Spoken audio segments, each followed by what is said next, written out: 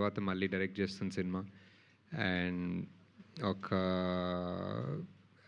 ఆయన మాటలో చెప్పాలంటే ఒక never before in Indian cinema ఆయన అండ్ ఇంకా వరల్డ్ సినిమా అంటారు, never before seen in world cinema ఇలాంటి ఎక్స్పెరిమెంట్ చేస్తున్నారు. సో అది గత 1 ఇయర్గా మేము ఆయనతో పాటు పనిచేసి కలిసి షూట్ చేసి దేవిశ్రీ ప్రసాద్ గారితో రిహర్స్ చేసి ఇలాంటి సినిమా ఎలా తీయాలో నేర్చుకుని తీసామండి. సో దిస్ ఈజ్ ఫైనలీ ఆ జర్నీ రేపు ఎండ్ అవుతుంది. అండ్ ఇంకొక జర్నీ, ఆ సినిమా ఒక లైఫ్ స్టార్ట్ అవుతుంది రేపు. So very excited.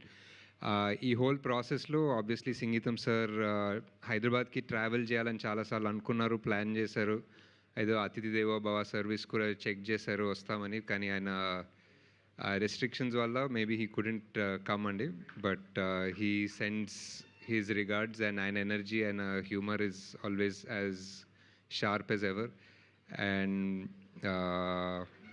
So Singeetam sir just ఒక చిన్న బ్రీఫ్, ఈ సినిమా మీకు ఆల్రెడీ తెలుసుంటుంది, మేబీ ఆన్లైన్ చూసుంటారో ఏదో ఇంటర్వ్యూస్ చూసుంటారో. సో ఇది సంగీతం సార్ ఆల్మోస్ట్ ఒక 40 years బ్యాక్ ఈ సినిమాని తీద్దామని కమల్ సార్తో మాట్లాడారంట. దాని తర్వాత వాళ్ళు ఈ సినిమా ఎందుకో స్టార్ట్ అవ్వకముందే పుష్పక్స్ తీశారు, దాని తర్వాత వేరే సినిమాలు తీశారు. ఈ సినిమా రకరకాలుగా at various stages of his career sir తీయాలనుకున్నారు and it remained as his dream project.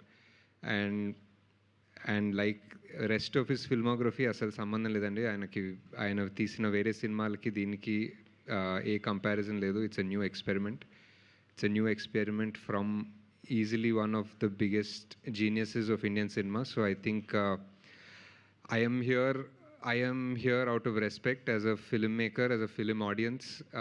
ఒక చిన్నప్పుడు ఒక 10 ఏళ్ళ కుర్రాడు who saw Aditya 369 అండ్ ఆ సినిమాతో ప్రేమలో పడిన చిన్న 10-year-old కుర్రాడు ఇప్పుడు ఆయన ఇంకొక ఎక్స్పెరిమెంట్ తీసి ఈ ఎక్స్పెరిమెంట్ ఇంకో 10 ఏళ్ళ కుర్రాడు చూసి వాడు ఇన్స్పైర్డ్ అవ్వాలనే ప్రాసెస్, ఇన్స్పైర్ అవ్వాలనే హోప్ అండి ఈ సినిమా. అండ్ అంతే, I think will talk about it more. మీరు అడగండి questions, we can figure out whatever. But yeah. Hi Nag Ashwin గారు. హాయ్, నమస్తే. కూర్చోాలా? నేను ఏదో ఒక్క ఇంట్రోగేషన్లో ఓకే. అంటే యాక్చువల్గా సినిమా మొత్తం రెడీ అయిపోయింది ఎవ్రీథింగ్ అన్నారు బట్ ఒక 2 days ముందు మళ్ళీ ఒక అదే రెడీ అవ్వలేదు, అందుకే పోస్ట్పోన్ చేసాం. అంటే జస్ట్ 1 day పోస్ట్పోన్ చేశారు. అంటే ఏంటి 1 dayలో? అంటే మ్యూజికల్ సినిమా కదండి. మ్యూజికల్ సినిమాలో చాలా post production work in music ఉంటుంది. ఆర్ ఇప్పుడు మనకు మామూలు సినిమాకి డబ్బింగ్ ఉంటుంది కదా. సో అది ఆల్మోస్ట్ ఇప్పుడు దేవిశ్రీ ప్రసాద్ గారే చేయాలి. Almost through out every actor, సినిమాలో యాక్ట్ చేసిన ప్రతి యాక్టర్, వెదర్ ఇట్ ఈస్ ఈ మెయిన్ 3 leads కాకుండా కూడా శివనారాయణ గారు ఫర్ ఎగ్జాంపుల్, ఆర్ చాలా క్యారెక్టర్స్ వాళ్ళే పాడుకున్నారు సినిమాలో. సో అవన్నీ ఆ ప్రాసెస్ టేక్స్ టైమ్.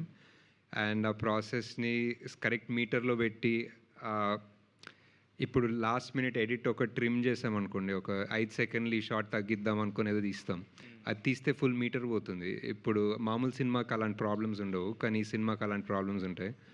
సో చాలా అంటే సంగీతం సార్ మొదలు చెప్పినప్పుడు ఇది నెవర్ బిఫోర్, ఇలాంటి సినిమా ఎవరు తీయలేదు, ఎప్పుడు చేయలేదంటే మాకు ఆయన మీద అభిమానంతో కరెక్టే సార్, కానీ I want to work with you అనుకున్నాం. కానీ ఇది ఆయన డెఫినెట్లీ కరెక్టే అండి, ఇలాంటి సినిమా ఎవరు తీయలేదు. అయితే 40 years బ్యాక్ ఈ ఐడియా అన్నారు. ఒక స్టేజ్ మీదే ఆల్రెడీ రెహమాన్ గారే కథ చెప్పారు. యాక్చువల్గా వాట్ ఈస్ ద ఐడియా అనేది రెహమాన్ గారు చెప్పేశారు. ఐడియా వినడానికే చాలా ఇంప్రెసివ్ ఉంది. బట్ 40 years తర్వాత ఇప్పుడు అంటే ఎప్పుడు ఆయన జెన్జీకి అహెడ్గానే ఉంటారు కదా. సో మరి దానికి నాగశ్విన్ ఇచ్చిన టచెస్ ఏంటి? సో మీ కంట్రిబ్యూషన్ ఏంటి సినిమాకి?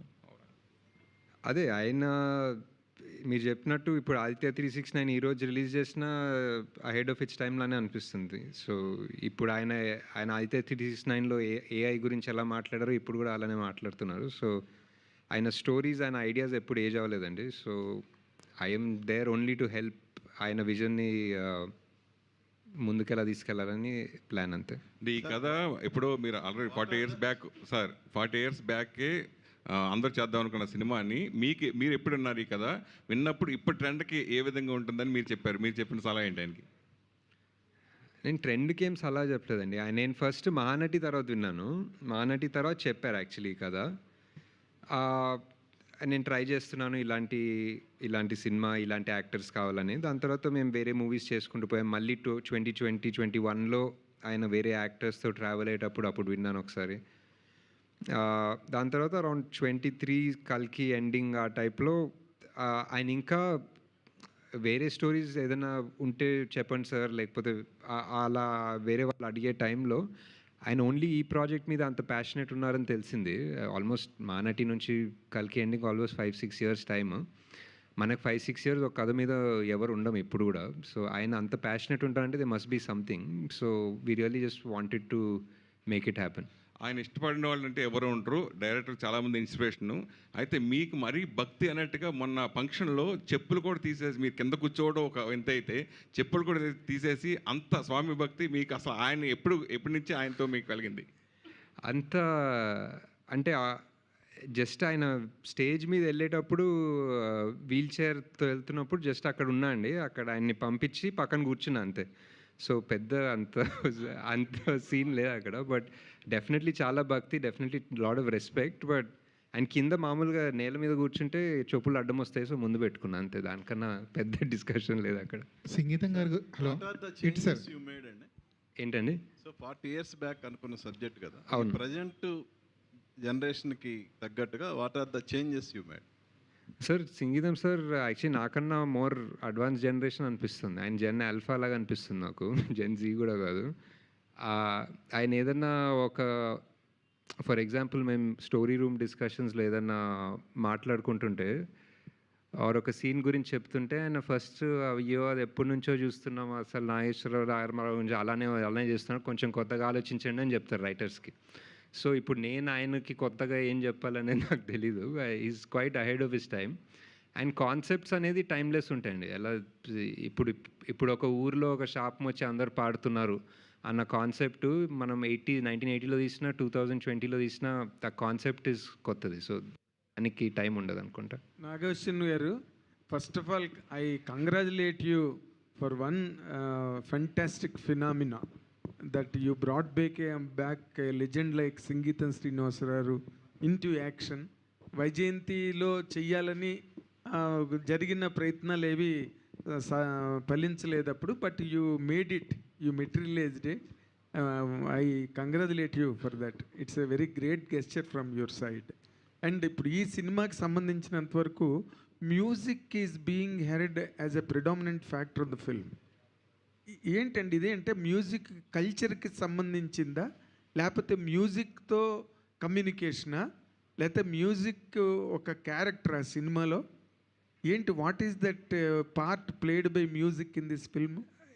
అదే చెప్పాను కదండి, ఊర్లో ఒక శాపం వస్తుంది. ఆ శాపం వల్ల అందరి మాటలు పాటలు అవుతాయి. ఇప్పుడు మీరు అందరు నాకు క్వశ్చన్స్ అడుగుతున్నారు కదా, ఆ క్వశ్చన్స్ పాటల్లో అడిగితే ఎలా ఉంటుంది అనేది ఇప్పుడు మీరు ఒకసారి ట్రై చేసిన, ఇప్పుడు మీ నెక్స్ట్ క్వశ్చన్ ఒక పాటలాగా అడగండి నన్ను, నేను పాటలాగా ఆన్సర్ చేస్తాను. అదే సినిమా అనమాట. అంటే ఎన్ని పాటలు ఉంటాయండి మొత్తం? పాటలు కాదు కదండి, ఇది మాటలే పాటల్లాగా చూపిస్తూ ఉంటారు. కానీ అదే దట్స్ వాట్, ఇది మాటలే అనమాట. ఇప్పుడు పాటలు అంటే ఇప్పుడు మన సినిమాల్లో ఒక 3 సీన్ల తర్వాత ఒక పాట వస్తుంది కదండి, సో అది పాటలాగా అనిపిస్తుంది. ఇప్పుడు నాన్ స్టాప్ ఒక రాగంలోనే మాట్లాడుతూ ఉంటే అది పాటలాగా అనిపించదు. ఇప్పుడు నేను సినిమా చూశాను, సో ఆబ్వియస్లీ చూసి ప్రాసెస్లో ఉన్నాం కదా. సో ఒక 10 minutes or what after ఇది స్టార్ట్ అయిన తర్వాత మనం ఇక్కడ పాటలు జరుగుతున్నాయని మర్చిపోతాం అనమాట. మనం రెగ్యులర్ కమర్షియల్ సినిమాకి వెళ్తే సడన్లీ ఒక 3 సీన్ల తర్వాత ఇప్పుడు ఒక సాంగ్ స్టార్ట్ అవుతుంది. సో అప్పుడు ఒక సాంగ్ స్టార్ట్ అయిన ఒక అవేర్నెస్ ఉంటుంది మనకి.